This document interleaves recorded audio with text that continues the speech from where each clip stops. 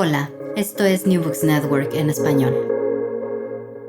Un saludo a todas las personas que se conectan con nosotros. Bienvenidas a un nuevo episodio de New Books Network en español. Mi nombre es María Camila Núñez y seré su anfitriona. En este episodio vamos a conversar sobre el libro Ciudadanía Enferma, Las Venerias en Argentina 1900-1960, de la autora Carolina Biernat, publicado por la editorial Biblos en 2024 en la colección Ciudadanía e Inclusión. Carolina Biernat es doctora en Historia y se desempeña como docente en la Universidad Nacional de Quilmes.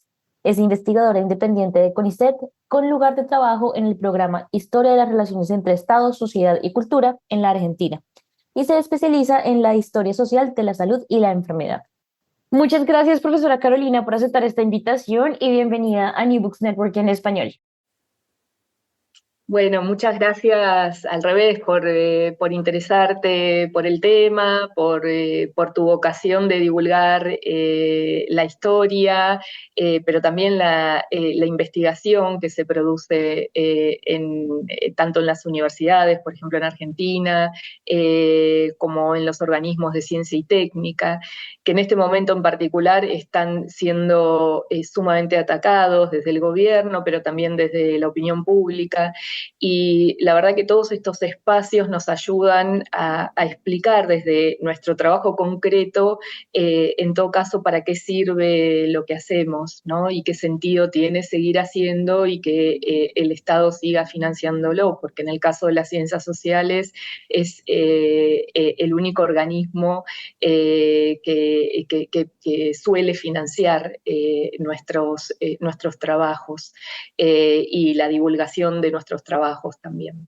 De acuerdo, profesora. Definitivamente en un momento coyuntural muy especial y pues definitivamente una tarea de divulgación que, bueno, me apasiona mucho y qué bueno que tenemos estos espacios para poder hacerlo.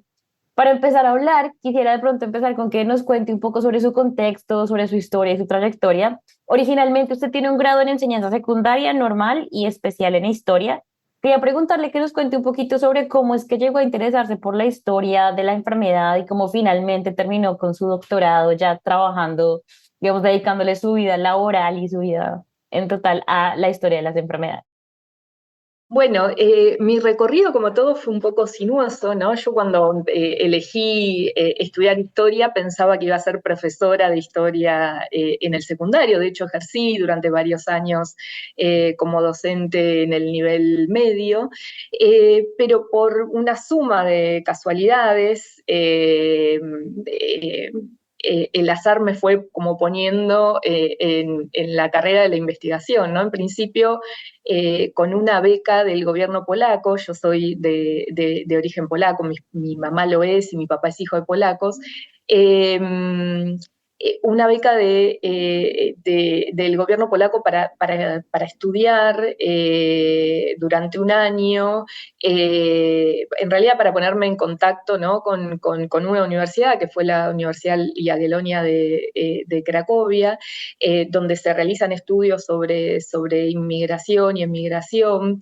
Eh, Allí pude contactarme con docentes, investigadores, y de algún modo diseñar un proyecto sobre la inmigración polaca en la Argentina durante la primera mitad del siglo XX.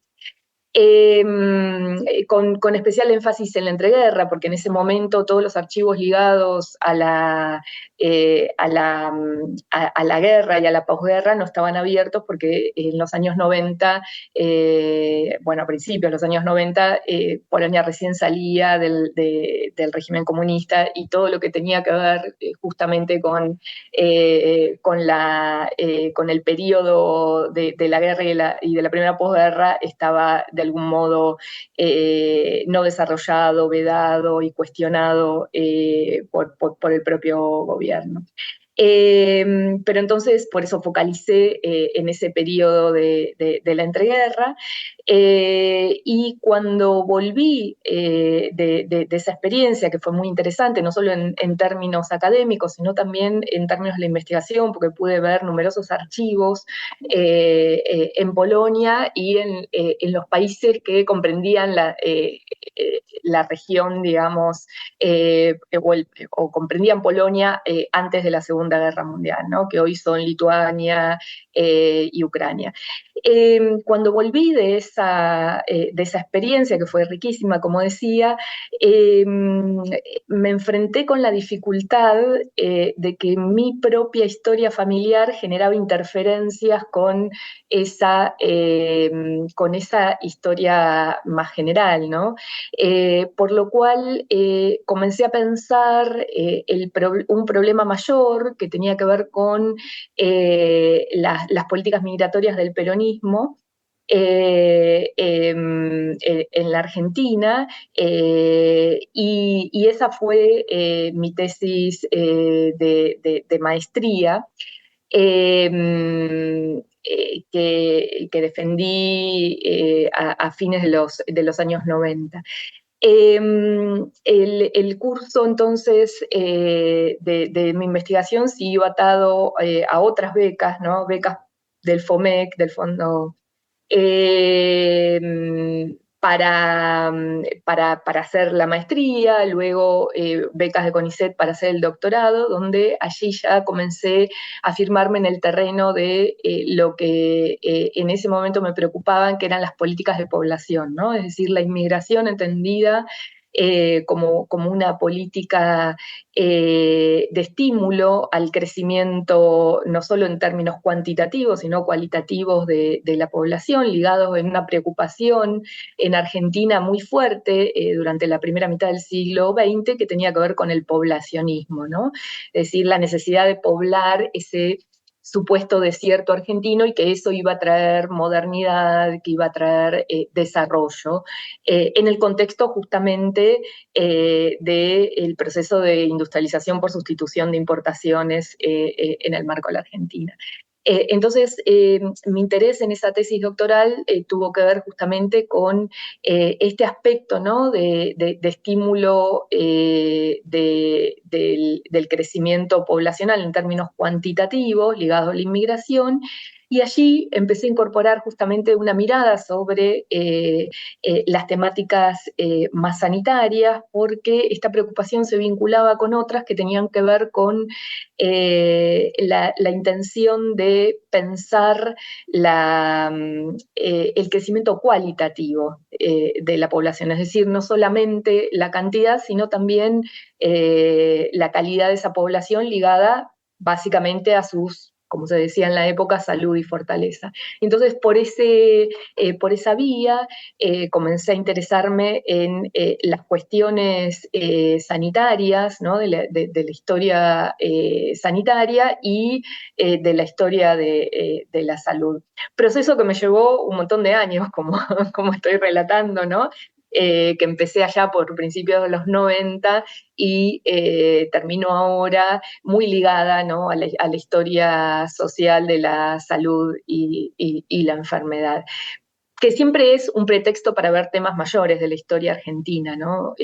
A mí no me interesan las enfermedades como tales, en términos biológicos, ni siquiera en términos de la investigación científica en torno a ellas, sino cómo las enfermedades son parte de construcciones sociales desde arriba, claramente desde la ciencia médica, desde el Estado, desde los funcionarios, desde la opinión pública, pero también desde abajo, ¿no? O sea, qué ansiedades se traducen en que una enfermedad sea pensada como más importante que otra, ¿no? O genere pánicos sociales o incluso movimientos, digamos, de políticas públicas que llegan a interferir hasta en cuestiones privadas de la gente, ¿no? Como pensar que para contraer matrimonio, bueno, debería haber un examen prenupcial que diga si esa persona es apta o no en función de si ha contraído o no una dolencia de transmisión sexual, ¿no? Que es un poco uno de los temas que recorre este último libro.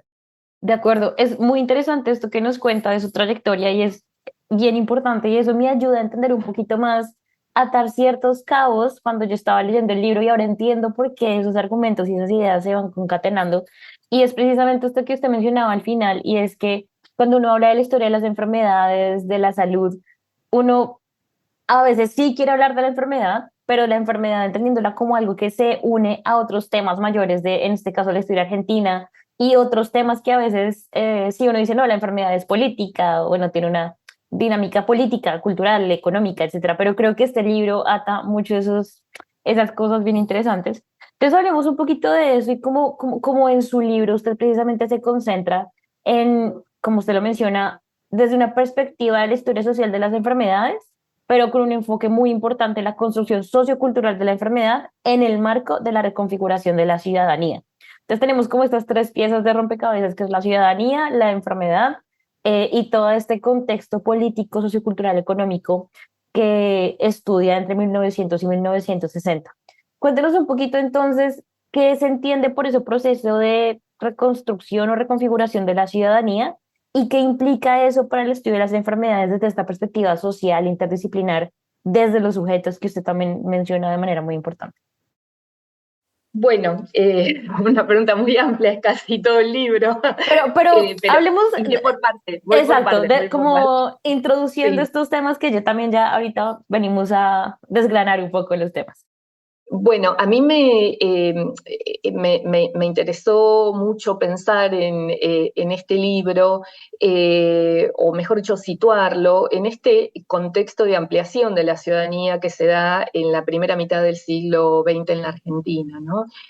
Una ciudadanía eh, en términos políticos, digamos, en los años 10 se da a través de la ley Sáenz Peña la ampliación de la ciudadanía política solo para los varones, y durante esas largas décadas, ¿no? Que llegan hasta la sanción del voto femenino durante el peronismo, el cuestionamiento a si las mujeres debería se le reconocer el derecho al voto, una gran línea de continuidad y una discusión que ata otros problemas, ¿no? Que tienen que ver con qué significa reconocer y otorgarle ciudadanía a las mujeres, ¿no? O a los sectores que están excluidos. Por otro lado, es un momento también de ampliación de derechos civiles, ¿no? También hacia las mujeres, a través de las reformas del Código Civil en los años 20, ¿no? Donde se empieza, donde en realidad se traducen estos códigos que las mujeres pueden, digamos, son libres de trabajar, digamos, de usufructuar el dinero que ganan por ese trabajo, de administrar sus bienes, pero esto se intersecta, ¿no? con una idea bastante patriarcal en la legislación argentina, que tiene que ver con que, si bien esos derechos civiles son reconocidos, estas mujeres no tienen una administración plena de ellos porque están atadas a la voluntad de sus maridos mientras están casados, ¿no? Y cuando enviudan, eventualmente vuelven sobre la órbita de sus padres o de sus hermanos varones. Pero en todo caso, lo interesante es que esta discusión se da, ¿no? Y que están los papeles al menos como idea de lo que debería suceder, ¿no? Y por otro lado, una ampliación de los derechos que llamamos sociales, ¿no? O de la ciudadanía social, en torno a un Estado que va a avanzar en su intervención en el terreno social, también económico, pero en este tema ligado a la construcción de una ciudadanía social, es decir, que el Estado se hace responsable de las inequidades, digamos que la relación entre capital-trabajo y del capitalismo en general generan los sectores más desprotegidos, ¿no? Por eso una suerte de legislación enorme en términos de, bueno, la reglamentación de la jornada de 8 horas, del trabajo femenino, de la exclusión de la posibilidad de trabajo para los niños, pero también de la construcción del sistema sanitario, la construcción de un conjunto, digamos, de beneficios para grupos que se consideran excluidos, ¿no? Hasta, bueno, derechos como el derecho a la vivienda, que comienzan a ser planteados y, en cierta forma, llevados a la práctica por distintas administraciones, ¿no? Que van desde el arco conservador hasta el peronismo en los años 40 y 50.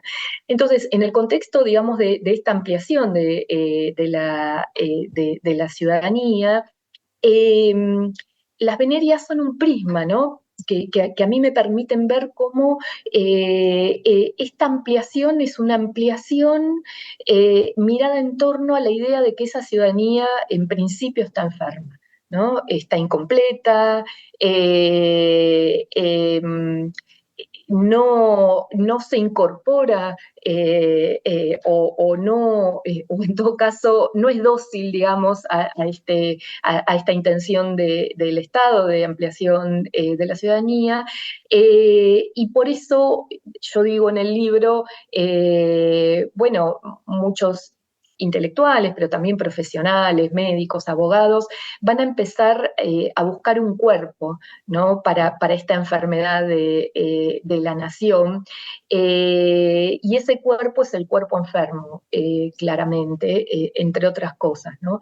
Por eso una de las mayores apuestas dentro de la ampliación de la ciudadanía son efectivamente las políticas sanitarias. Y dentro de ellas, la metáfora de las venerias, como se llamaban en la época, encaja al dedillo, digamos, porque tiene rasgos visibles, por un lado, ¿no? Sobre todo la sífilis, y por otro lado, tiene un impacto no solo en la población contemporánea, digamos, al momento en que se piensa esto, ¿no? Porque perjudica a la mano de obra, perjudica a los futuros soldados, ¿no? Y esto se mide a través de registros del servicio militar obligatorio, donde espantados los médicos dicen el 60% de la población no es apta para cumplir con el servicio militar obligatorio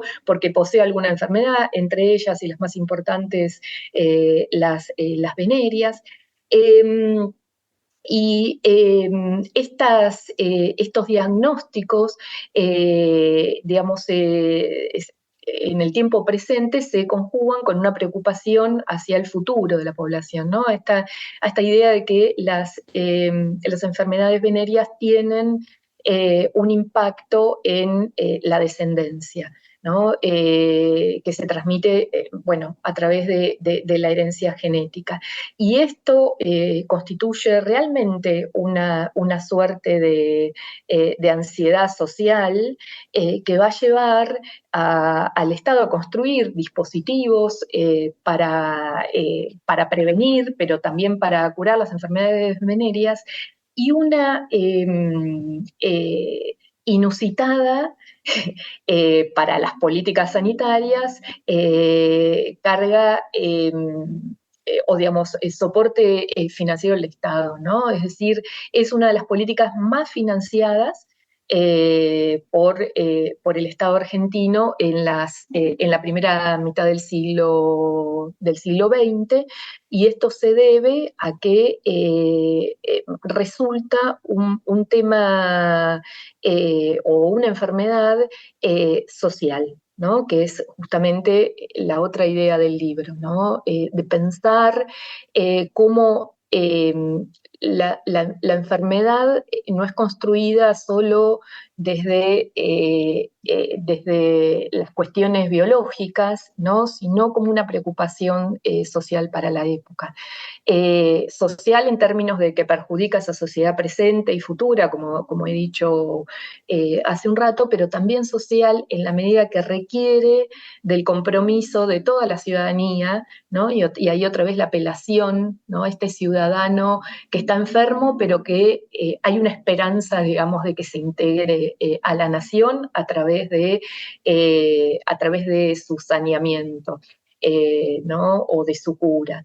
Y esto es entonces el mensaje, digamos, público, digamos, o la construcción pública del problema de la enfermedad venérea, pero que tiene su contraparte, y esto es lo que yo trabajo también en el libro, con cómo esa ciudadanía imaginada, ¿no?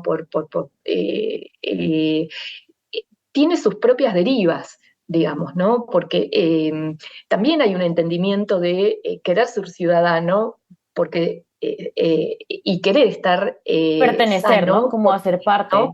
Porque eso hace que efectivamente abra las puertas a pertenecer a esa nación, ¿no? Que se construye como una nación desarrollada, moderna, industrializada, digamos. Hay una idea, ¿no? De querer pertenecer, y la salud es una vía de acceso a la integración de ese conjunto nacional, pero a su vez hay resistencias acerca de los mecanismos que ese pertenecer implica, ¿no? Es Claro. decir, en el libro destino un capítulo a uno probablemente de los mecanismos más polémicos de esta política, que es la hospitalización forzosa de aquellas personas que o eran consideradas un peligro en términos de la propagación del mal, y acá del mal venérea, y acá básicamente se pensaba en las mujeres que ejercían la prostitución, o en aquellas personas que se resistían, ¿no? a ser tratadas. Por eso eran hospitalizadas forzosamente, ¿no? De forma obligatoria. Hospitalizadas barra privadas de su libertad, ¿no? Para ser curadas, ¿no? Y acá, bueno, en ese capítulo como trabajo dos ideas, ¿no? En principio que para las autoridades la resistencia a esta hospitalización, que es mucha, ¿no? Desde la negación de la enfermedad, las personas que son hospitalizadas dicen, bueno, pero yo no estoy enfermo, no sé por qué me hospitalizan cuando tienen una prueba de Wasserman, que es el laboratorio, ¿no? Positivo, etcétera, pero no se creen o no se consideran tan enfermas como para no estar libres, ¿no? Acá la colisión entre la idea de libertad y la idea de igualdad ligada a los derechos sociales, ¿no? La resistencia entonces de estas personas a hospitalizarse, y por otro lado, ¿no? La segunda idea es frente a esta resistencia de estas personas a medicalizarse, ¿no? A hospitalizarse, la falta de entendimiento de las autoridades acerca de por qué esta ingratitud, ¿no? De estas enfermas, que en general son las mujeres las que llegan a estos hospitales. Si el Estado lo está dando todo, ¿no? Por incluir a estas personas, claro, incluir excluyéndolas de su posibilidad de llevar una vida libre por afuera de estos sistemas de encierro, ¿no? Si el Estado lo está dando todo, ¿no? En términos de sanar a estas personas, ¿por qué estas personas son ingratas? ¿No? Con esta política pública, con esta política social, con este deseo de incorporarlas a una ciudadanía sanitaria, saludable, digamos, ¿no? Y ahí a mí me interesa rastrear, ¿no? A través de fuentes muy acotadas que tienen que ver con las fuentes ligadas a uno de estos hospitales que no está en la ciudad de Buenos Aires, sino en la ciudad de Córdoba, que construye uno de los primeros, y diría casi únicos, hospitales dedicados exclusivamente a encerrar a estas mujeres, que además preservó un rico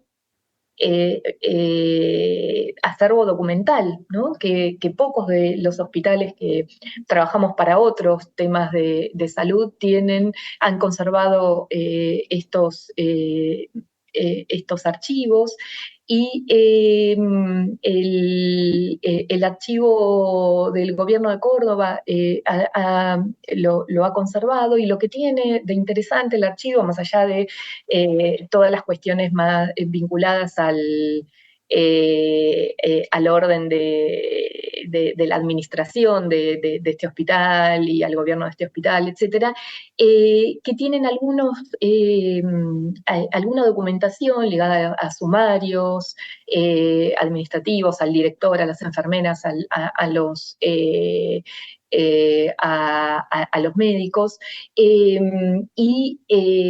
sumarios ligados también e informes ligados a suertes de motines en el hospital protagonizados por las enfermas, que nos ayudan a ver efectivamente de forma muy mediada, digamos, porque están escritos por funcionarios, no por las propias enfermas, pero nos permiten ver efectivamente cuál era la voz, ¿no? De algún modo, o la percepción de estas mujeres que eran internadas y que se resistían efectivamente a hacerlo, ¿no? No solo diciendo no estoy enferma, sino también, y esto es algo que yo trabajo en el libro, haciendo motines, por ejemplo, ¿no? Quemando colchones en el patio, diciendo que quieren ser liberadas, o también llegando al extremo de fugarse, ¿no? Y cuando se les pregunta a estas mujeres, bueno, ¿por qué se fugaron? Las mujeres aducen que en verdad se fugaron porque al momento de ser hospitalizadas no fueron consultadas, ni advertidas, ni se les anticipó, y querían volver a sus pensiones para, por un lado, recoger sus cosas, ¿no? Como volver a Uno puede su vida. imaginar Ujú. uno puede imaginar pequeños objetos, ¿no? Materiales, pero ligados a lo afectivo. No sé, el pañuelo que le había dejado su mamá al momento de partir, ¿no? Algunas de estas mujeres eran extranjeras, otras provenían de zonas rurales, o alguna foto, ¿no? Con alguna pareja, o un vestido que le recordaba alguna relación, ¿no? Y que efectivamente esos objetos materiales corrían peligro de ser tirados a la calle por los dueños de las pensiones, ¿no? Entonces, ahí lo que aparecen son distintas moralidades en términos de lo que, del deber ser, podríamos decir, ¿no? Y de lo que es importante, ¿no? Y donde la salud no aparece en primer plano para estas mujeres, lo que aparece en primer plano son, bueno, sus pertenencias, la necesidad de seguir trabajando, y para eso necesitan de la libertad, ¿no? Y efectivamente, todos esos esas cuestiones más emocionales que en todo caso configuran su experiencia, digamos, de vida, ¿no? Entonces a mí me parece que esa ingratitud, ¿no? Mirada desde el punto de vista de las autoridades, responde a un tipo de moralidad, ¿no? Donde efectivamente la enfermedad es algo que tiene que ser curada, ¿no? Y la salud es una forma de integrar a esas personas que están por afuera del pacto social saludable, con la mirada de estas mujeres que se resisten, ¿no? A eso por otros motivos. Y que las formas, y a mí también esto me parecía bien interesante cuando leí esos documentos, y que las formas que tienen estas mujeres son formas violentas, ¿no? Queman colchones, rompen cosas, insultan, pero en todo caso responden a una forma de vida violenta también, ¿no? Que llevan por afuera bueno, el encierro es una violencia, ¿no? Pero además, en su vida podemos imaginar que estas mujeres que se dedican a vender sexo, ¿no es cierto? Su vida debe ser efectivamente sumamente violenta y violentada, ¿no? Entonces las herramientas que tienen para manifestarse no provienen del derecho o de las demandas escritas, sino de acciones concretas y muchas veces violentas, ¿no? Que además le dan bastante resultado, al parecer, porque, bueno, finalmente estas autoridades terminan teniendo sumarios administrativos de parte de las autoridades mayores, ¿no? Sanitarias y desde el gobierno provincial. Bien, profesora, todo esto que nos acaba de contar nos ayuda a ubicarnos muy bien en el libro y precisamente en ese último capítulo que es bien interesante. El libro se divide en 5 capítulos con títulos que me encantaron, la manera en la que los hiló, en la que los construyó. Son imaginar, curar, prevenir, juzgar y aislar. Aislar siendo este último capítulo en el que hablábamos de este instituto donde se hospitalizaba forzosamente a las mujeres principalmente. Y eso también nos lleva a una discusión, algo que quería resaltar, y es la cantidad de fuentes y la variedad de fuentes que usted trabaja en el libro. Y es que, como no lo mencionaba, usted trabajó con archivos de hospitales, pero también trabajó con prensa científica, con revistas, magazines, digámoslo así, de Argentina, pero también fuentes muy oficiales. Y creo que eso ayuda a construir este diálogo que usted nos mencionaba para hablar de o entender el discurso de la enfermedad desde las pacientes, desde las personas enfermas. Eh, y para hablar un poquito más de esto, quería empezar de pronto por hablar del primer capítulo, Imaginar, en el que estudia la manera en la que se formó una imagen, una imaginación de la enfermedad desde 3 actores: los laboratorios, el estado y las personas enfermas. Siempre una constante alrededor del libro de las personas enfermas. Y hay una frase que me llamó mucho la atención y en algún momento nos dice que los medicamentos que se empezaron a comercializar en Argentina contra las venerias transformaron al habitante de la metrópoli en consumidor. Y eso me pareció muy interesante porque, claro, uno empieza a pensar que a veces, y más que todo cuando se habla de prevenir y de curar, los medicamentos y los diferentes actores alrededor de los medicamentos, pues tienen un rol muy importante y que el paciente no solamente se convierte en paciente o enfermo o en ciudadano o no ciudadano, sino que se convierte en consumidor. Entonces creo que podemos discutir un poquito ahí en este primer capítulo qué es lo que la persona consume. Usted nos cuenta ahí que consume pues no solamente el medicamento per se, sino instrucciones, medios, imágenes, propaganda, sí, miedos incluso. Entonces hablemos un poquito de cómo en este primer capítulo se construyó esa imaginación de la enfermedad y hablándolo desde esta dinámica de el consumidor, las propagandas y los afiches. Bueno, interesante la pregunta, muchas gracias. Sí, mi idea es, en ese primer capítulo, eh, pensar nuevamente en que la enfermedad también es un proceso de imaginación, ¿no? Es decir, desde las características de la enfermedad, los síntomas, hasta las formas de prevenirlas y de curarlas, ¿no? Sobre todo en una época, la primera mitad del siglo XX, hay que aclararlo, donde la penicilina todavía no se había aplicado de forma masiva, ¿no? Para la curación de las venerias. Eso sucede después de la Segunda Guerra Mundial y en Argentina está atado a una política específica del peronismo de producir nacionalmente esta droga, ¿no? La penicilina, claramente, y aplicarla masivamente en los casos de enfermedades venéreas y de otras enfermedades. Pero entonces, digamos, todo lo que tenía que ver con este proceso de imaginación era en parte una ficción, ¿no? Digo, tanto cuáles eran los síntomas, cómo se podría prevenir las enfermedades, hasta el uso de lo que las autoridades sanitarias llamaban un moderno método científico y farmacológico para curarlas, ¿no? Que en realidad era un conjunto de sulfas que no daban demasiados efectos, sí remitían los síntomas de la enfermedad, pero efectivamente siempre se corría el riesgo, ¿no? De que la enfermedad volviera.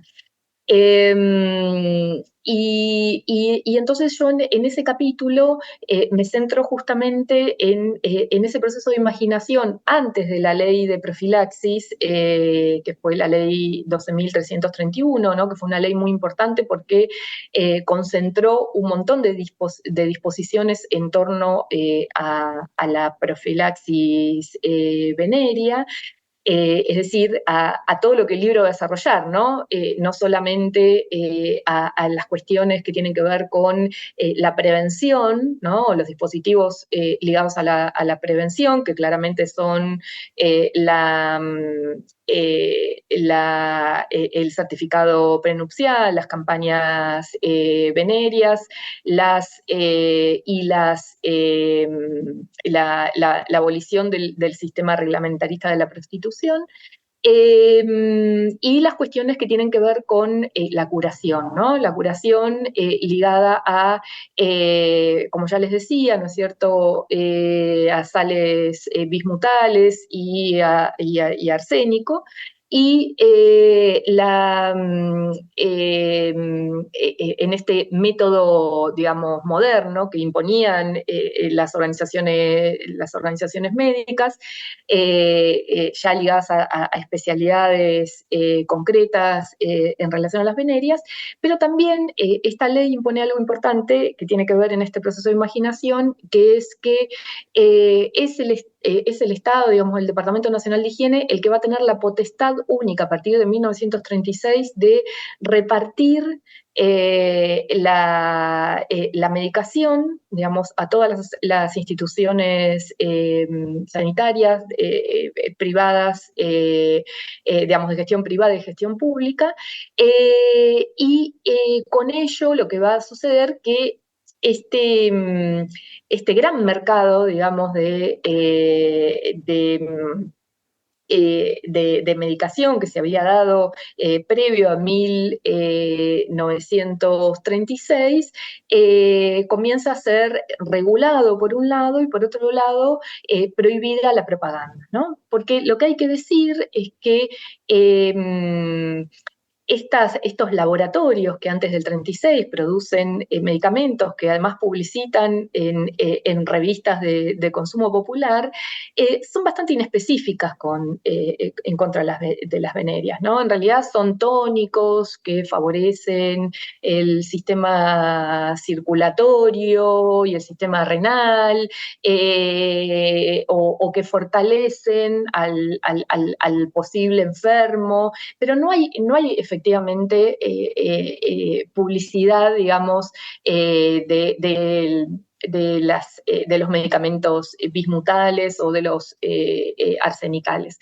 Entonces, lo que hacen los laboratorios sí es constituirse en grandes oferentes o ofertores de productos, ¿no? De un producto que va a ser, conforme avanza, ¿no?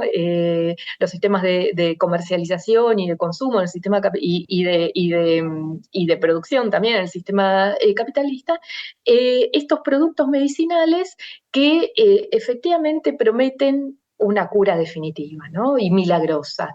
A veces ligada a estos tónicos generales, otras veces ligadas a recomendaciones de grandes médicos, ¿no? O lo que la propaganda oficial, perdón, la propaganda asume como grandes autoridades en el tema, pero esta gran promesa es efectiva, ¿no? Y habría que estudiar en futuras investigaciones cuál fue efectivamente, si se puede medir ese consumo real, ¿no? Porque lo único que estudio yo son esas publicidades. Es efectiva y es discreta, ¿no? Se manda a través de correo o se retira de lugares de suma discreción, que esto está como alineado con esta idea de que las enfermedades venéreas eran enfermedades secretas, enfermedades que remitían a la vergüenza, digamos, de quienes las padecían, y entonces los laboratorios lo que hacen es empoderar, y ahí volvemos al tema del consumo, a este consumidor, en su propia cura, ¿no? Haciéndolo responsable de su propia cura a través de la compra de medicamentos y en todo caso, del asesoramiento de estos laboratorios en relación a cómo tomarlos, etcétera. Y esto es interesante porque es tan efectivo, digamos, si bien no podemos saber cuánto consumían estos nuevos consumidores, ¿no? De ciudades que crecen, de salarios que suben, de familias que se consolidan. No podemos, lo que sí podemos saber es que este mensaje de los laboratorios, ¿no? De este consumidor, que es un consumidor identificado como individuo, ¿no? Bien ligado a la idea de mercado, ¿no? Esta idea de que el individuo puede curarse por sí solo, digamos, y elegir su cura y hacerlo de forma discreta, es algo que se va a tornar en un límite para las campañas sanitarias que van a venir después del año 36, ¿no? Que son campañas muy importantes, para mi gusto, bastante clásicas, ¿no? Porque mientras que los laboratorios desplegaban un montón de instrumentos visuales, ¿no es cierto? Imágenes, frases, digamos, para atraer a los consumidores, el Departamento Nacional de Higiene construía afiches con un montón de caracteres imposibles de leer, ¿no? Eran una información en letra chiquitica, sí, sí, impresionante. Sumamente chiquitas, sin colores, en blanco y negro, no en papel de ilustración, digamos, campañas que la verdad que son bastante cuestionables, que igual no se distancian mucho de las campañas actuales, ¿no? Acabo de ir hace una semana a un centro de salud y leí una campaña sanitaria en contra digamos, en términos de profilaxis del HIV, ¿no? Y de la sífilis, que es una enfermedad que está en franco crecimiento en Argentina, ¿no? Y la verdad que no se diferenciaba mucho de estas campañas de mediados del siglo XX. Y ahí vemos una continuidad, ¿no? En términos de la información oficial, ¿no? Y de estas campañas y del alcance que pueden tener. En principio son nada atractivas, ¿no? Pero bueno, más allá de la eficacia de las campañas en sí mismas, lo que fue muy difícil para las autoridades sanitarias romper es esta idea de que habían construido los laboratorios en parte, de que efectivamente quien estaba a cargo de la curación era el propio individuo, porque la enfermedad era algo del dominio individual, ¿no? Entonces, eh, la obligación del tratamiento, la denuncia de la enfermedad ante las autoridades o de enfermos ante las autoridades fue algo muy difícil de conseguir como bueno, el tratamiento, ¿no? de estos enfermos. Y eso yo lo oculto en la tercera parte de ese capítulo que llamo Imaginar, ¿no? Que tiene que ver con la imaginación de la enfermedad, con las consultas que le hacen lectores a una revista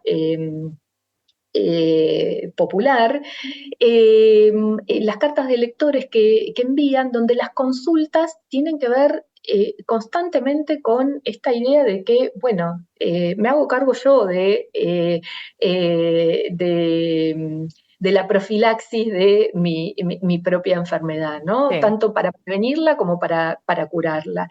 Y estos enfermos, o estos lectores en general, porque hay algunos que están enfermos y otros simplemente que consultan otras cuestiones, como por ejemplo, cómo prevenir el contagio venéreo, ¿no? Si es posible saber si una persona está infectada para, bueno, descartar ese cuerpo, o si, por ejemplo, en el periodo menstrual no se contagia o no se transmite la enfermedad venérea, con toda esta idea, ¿no? Que tiene la menstruación en la imaginación popular como el líquido que fluye y lava, ¿no?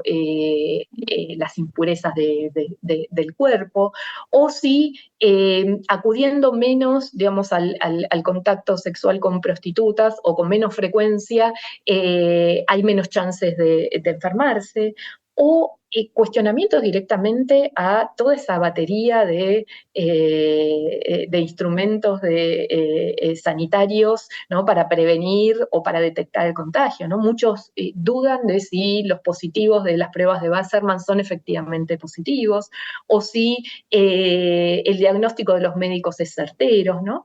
Es decir, cómo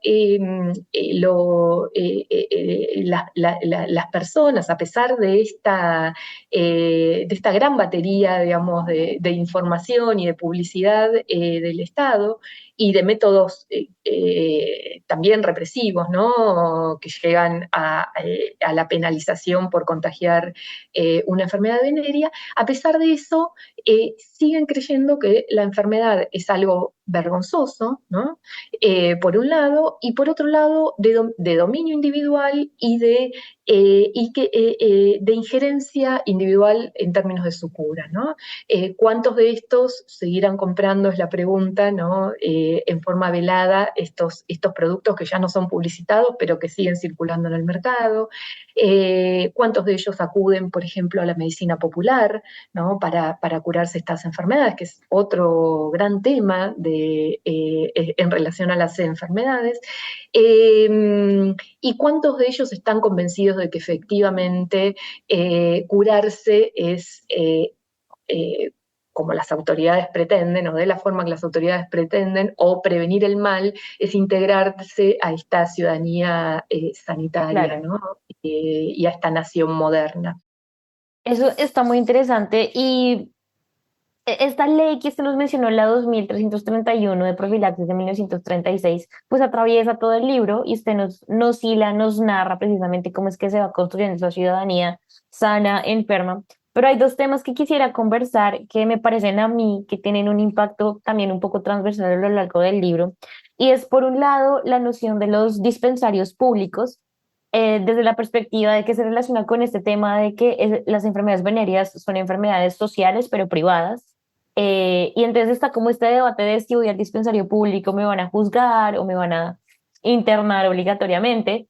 Entonces quisiera preguntarle que habláramos un poquito de la dinámica de los dispensarios públicos desde esta perspectiva de la construcción de una enfermedad y una ciudadanía eh, alrededor de una enfermedad que es pública pero es privada, que es individual pero es social.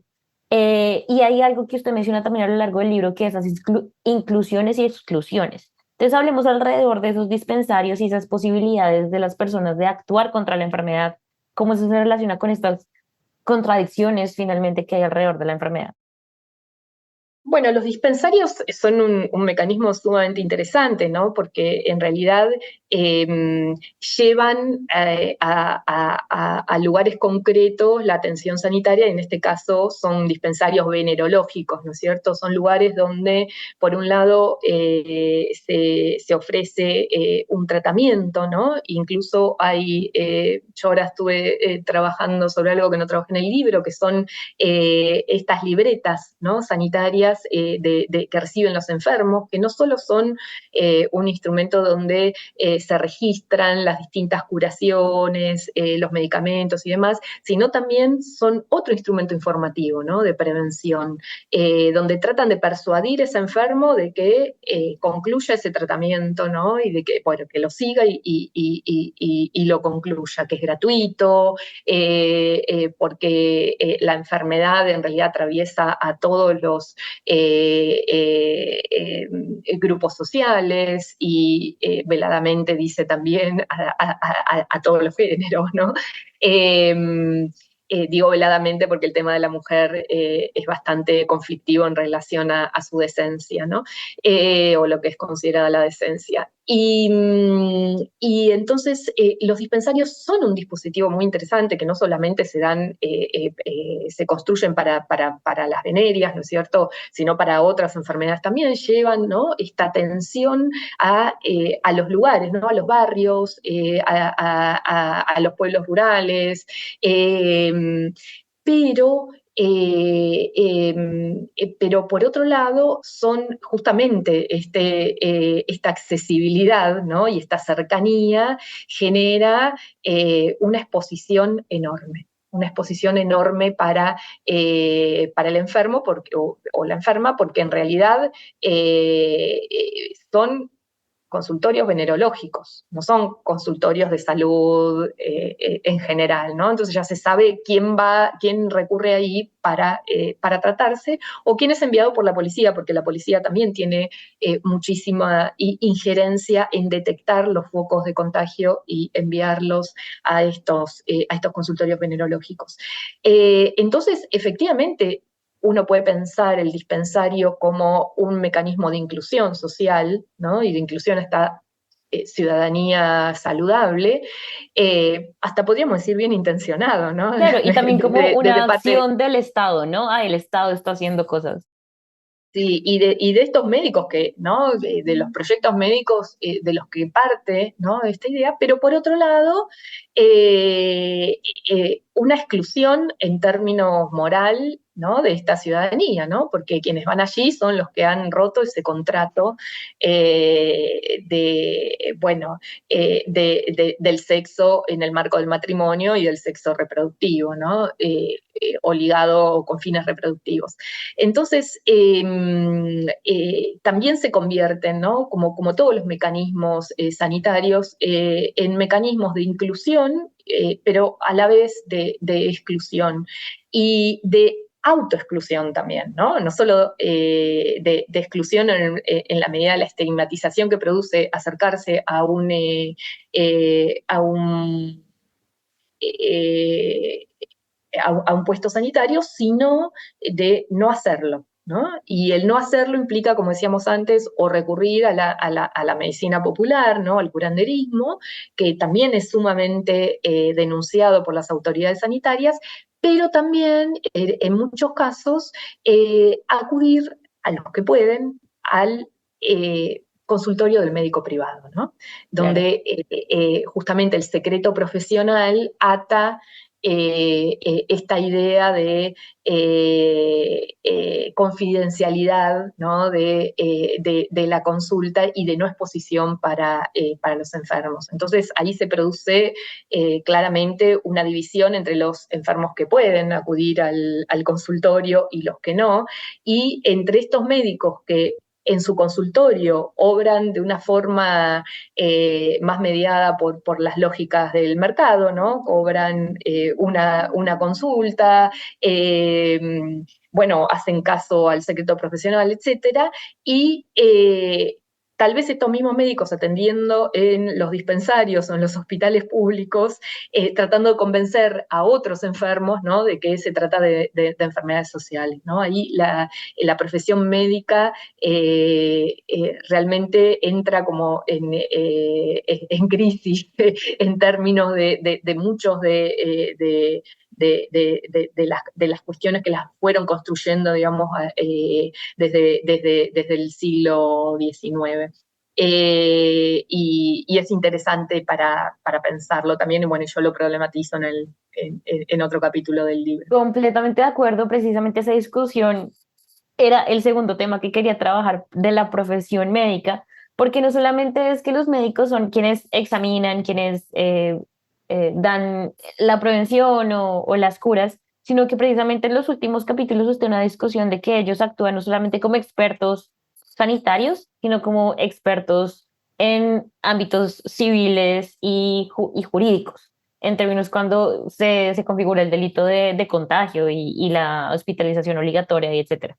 Entonces quería preguntarle que habláramos precisamente de cómo es que la profesión médica, su especialización en las enfermedades venéreas, se configura de la mano con esta noción de una ciudadanía enferma y de una enfermedad venérea que toca evitar para tener nación sana, una población sana en el desarrollo, etcétera. Porque efectivamente se problematiza mucho cuál es el rol del médico y qué es lo que tiene que hacer, porque además también ahí se sobrelapan los discursos de la posibilidad de la medicina popular, de evite tantas inyecciones o es que esta es la inyección que usted se tiene que aplicar. Entonces hablemos un poquito de eso, de la profesión médica en este contexto. Bueno, los médicos son efectivamente actores centrales, ¿no? En todo esto y no podrían serlo menos. Son los funcionarios, digamos, por un lado, son los especialistas, por otros, los que van a construir, digamos, estas modernas formas de cura y de prevención, son los asesores. Y realmente por eso tenemos esa cantidad, digamos, de fuentes de consulta para poder reconstruir este mundo de los médicos. Pero claramente estos médicos, cuando uno empieza a rastrear un poco más, no son solamente eh, médicos en términos de la política pública, ¿no? De la construcción de esa política pública, sino que ellos tienen sus propios intereses corporativos y personales, podríamos decir, ¿no? La medicina es una profesión liberal y es defendida así en todo este periodo. O sea, los médicos, en todo caso, se pueden prestar, algunos de ellos, ¿no? Porque claro, la masividad de fuentes escritas, ¿no? Y de publicaciones médicas, etcétera, en torno al problema, pareciera que esto atraviesa a todo el campo de la medicina, y la verdad que no es así, digamos, ¿no? Cuando uno se pone a ver otro tipo de fuentes, ¿no? Y no se deja atrapar por una sola fuente, lo que empieza a ver es que los médicos tienen muchísimas funciones, ¿no?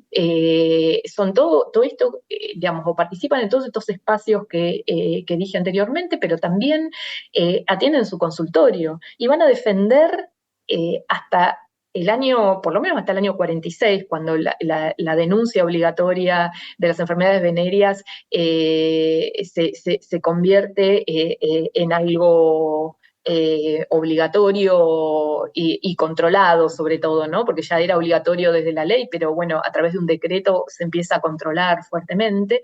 Se van a resistir, ¿no? A hacer estas denuncias, o van a elegir a quién denunciar, ¿no? Si se trata de una persona que ellos creen que va a contagiar, ¿no? Por su moralidad, por su medio de vida, etcétera, o son personas respetables que han tenido, digamos, una contingencia en Un su desliz. vida, sí, en su vida y han contraído esta enfermedad. También van a medicar, digamos, y esto es evidente, digamos, y aparece en las fuentes, pero también van a tener otros roles totalmente distintos, ¿no? Como por ejemplo, en los juicios por contagio venéreo, los médicos van a ser peritos, ¿no? Peritos, bueno, que trabajan para los fiscales y en ese caso van a ser, digamos, funcionarios públicos, pero también peritos de parte, ¿no? Que van a estar del lado de quien efectivamente los contrata, ¿no? Y acá otra vez aparece, ¿no? Esta idea de profesión liberal, ¿no? Y del individuo y del mercado, si ustedes quieren, ¿no? Y por otro lado, además de ser peritos, en muchos casos se convierten en testigos, ¿no? En los juicios. Es decir, dicen, no, yo atendí a esta persona y efectivamente esta persona ya estaba contagiada o no estaba contagiada o, digamos, o sabía que estaba contagiada, que eso es algo importantísimo, ¿no? En esta disposición de el delito de contagio venéreo, que solo digamos, se pena a la persona que sabía que en el momento de tener del acto sexual estaba contagiada, ¿no? Y podía contagiar. Esto es algo muy específico, digamos, de la ley, del Código Penal, porque es un delito penal el contagio venéreo.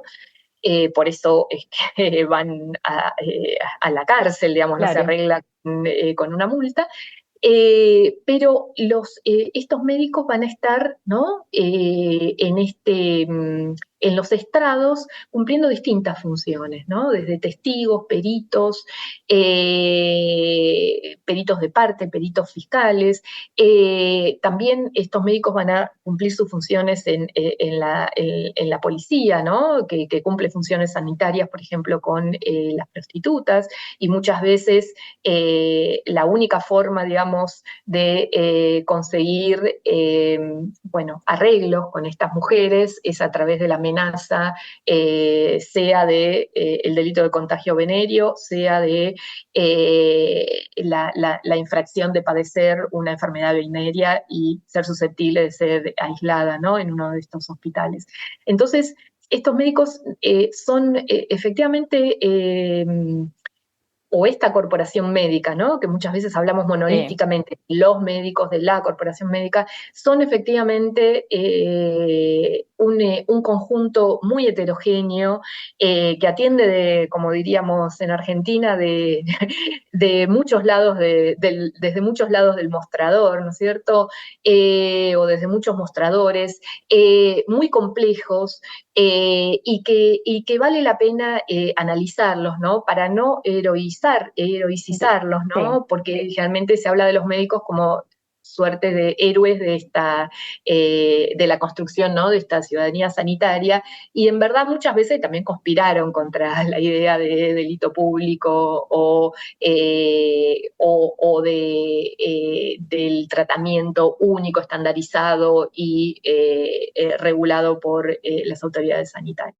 De acuerdo, definitivamente esta discusión es muy interesante porque no solamente son los médicos o este gremio médico que establece diferentes relaciones con la enfermedad, con los enfermos, con el Estado, sino que son cada uno de estos actores, y esto usted lo destaca mucho en el libro, es una pluralidad de actores en esta construcción de la enfermedad y en esta construcción de una nueva ciudadanía que están ahí. Y desafortunadamente nos vamos quedando sin tiempo, pero sí quiero destacar también que se van hilando muchas cosas que incluyen muchas visiones sobre la construcción de expectativas sociales y morales con respecto a los comportamientos, y se van hilando con expectativas y construcción de roles de género muy específicos. También pues muchas violencias relacionadas, como lo mencionábamos antes, pero también hay intersección de temas de clase, de raza, en la perspectiva de cuáles son las medidas preventivas y cuál es la población enferma y cuál es la población sana. Entonces quería mencionarlo porque efectivamente son esas conversaciones que se van armando entre las diferentes esferas, no de conocimiento, sino de acción, de prevención y de expectativas de lo que es una población sana, que usted nos cuenta en el libro.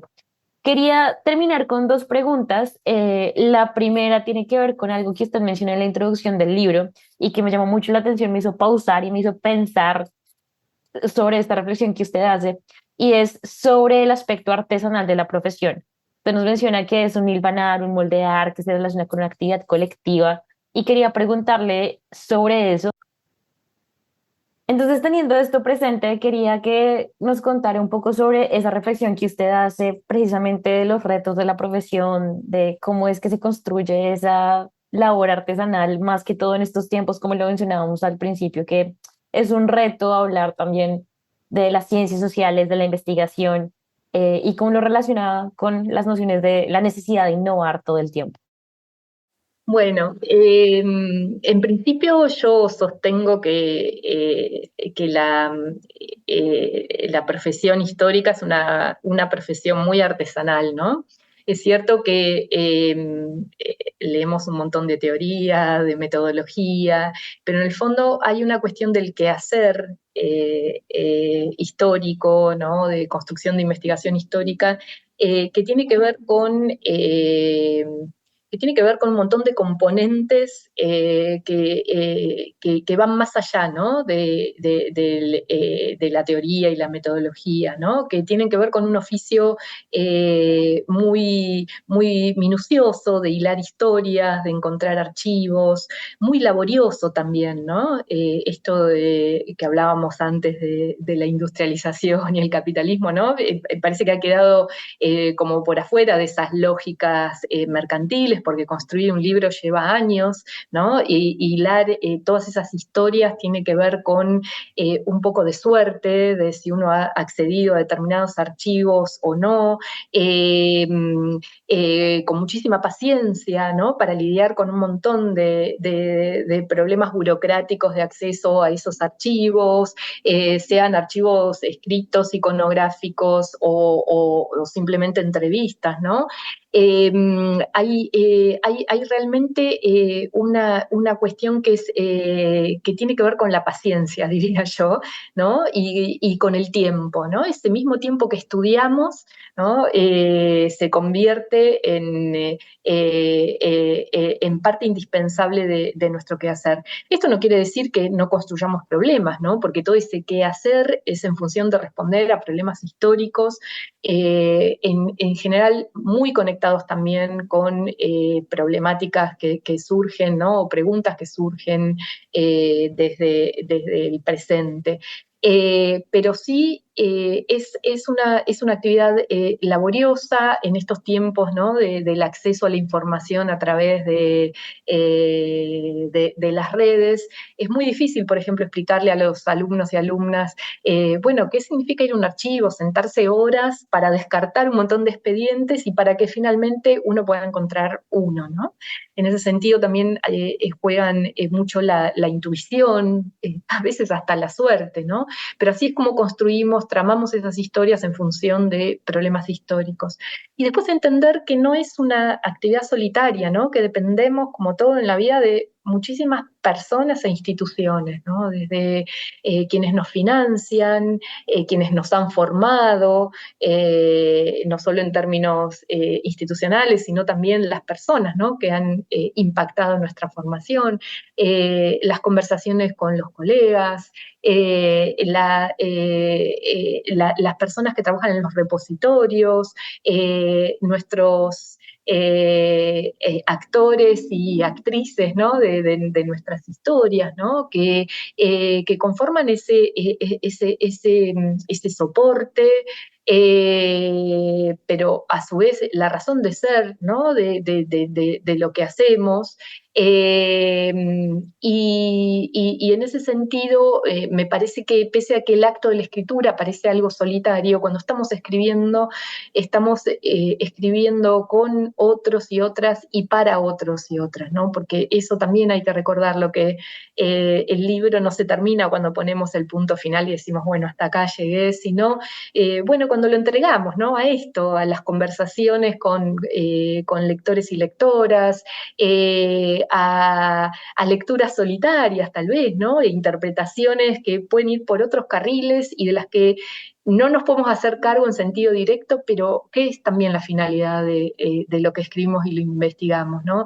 Incluso interpretaciones que vayan en contra de nuestros propios postulados eh, teóricos, temáticos y hasta éticos, ¿no? Porque me parece que eso es lo que permite la pluralidad de lecturas y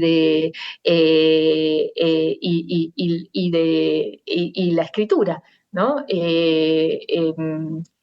Dar cuenta y permitir, ¿no? Y abrir a la diversidad, ¿no? De opiniones, de interpretaciones.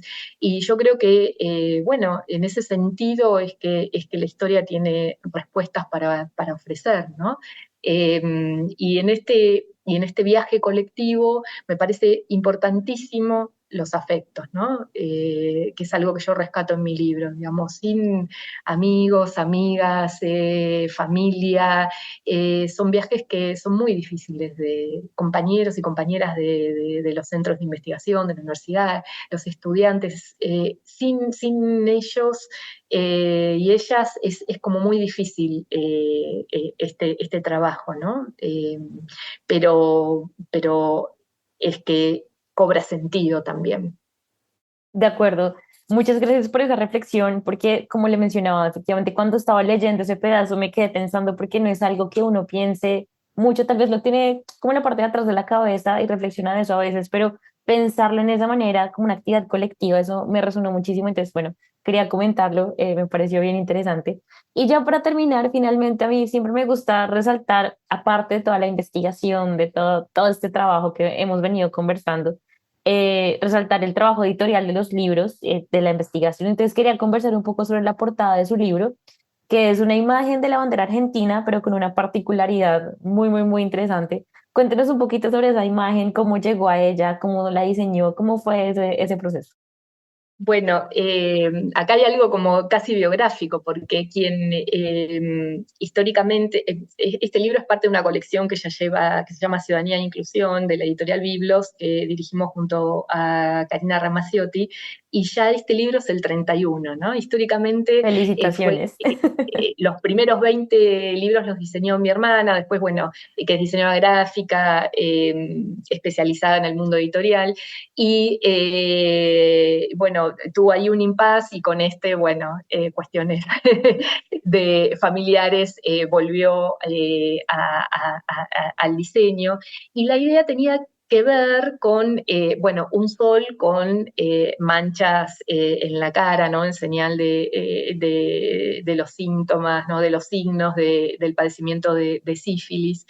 Y en realidad lo que yo buscaba es cómo entrelazar justamente esta idea entre ciudadanía, nación y la enfermedad de una forma simple y clara, ¿no? Se me habían ocurrido cosas bastante complicadas visualmente, que tal vez remitían a muchos otros aspectos del libro, incluso el título era más largo, como siempre ponemos títulos larguísimos, los y las historiadoras, historiadores, pero bueno, mi hermana también me acompañó y algunos colegas, ¿no? Decir, bueno, ya, hace duelo, ¿no? Con ese título larguísimo y que sea algo que pueda efectivamente dar cuenta en pocas palabras del tema del libro. Y la imagen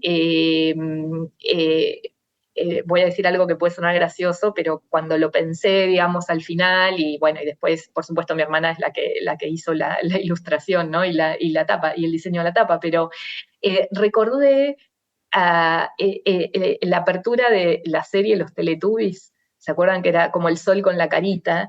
Y me venía Sí, como claro. esto, ¿no? Como poder personalizar al sol, ¿no? Que es el centro de esa nación en construcción y que además es el centro de la bandera argentina. Pero ese sol con problemas, ¿no?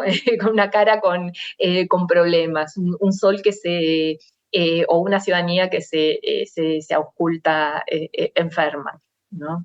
Súper interesante. Siempre me gusta mucho esta pregunta porque de verdad siento que el diseño editorial de los libros y específicamente la portada y los títulos nos dicen muchísimo más y además dicen mucho más del trabajo de, en este caso, usted, la investigadora, la escritora y pues de nuevo esta red, este equipo detrás de estos trabajos. Profesora Carolina, de nuevo muchísimas gracias por aceptar la invitación y por esta conversación tan rica, tan interesante sobre su trabajo y su libro Ciudadanía enferma, las veneras en Argentina, 1900-1960. Bueno, muchas gracias a vos, María Camila, por esta entrevista y por tu trabajo de divulgación de la historia, que como dije es esencial para bueno, poder acercarnos a los públicos, ¿no? De acuerdo. Diversos y interesados en los temas que investigamos. Perfecto, muchísimas gracias y como siempre, bienvenida con cualquier otro trabajo o cualquier otro trabajo de la editorial Biblos de la colección Ciudadanía e Inclusión. Muchísimas gracias también a las personas que nos escucharon. Mi nombre es María Camila Núñez Gómez y nos escucharemos luego por New Books Network en español con más libros nuevos y conversaciones con autores. Gracias por escuchar New Books Network en español.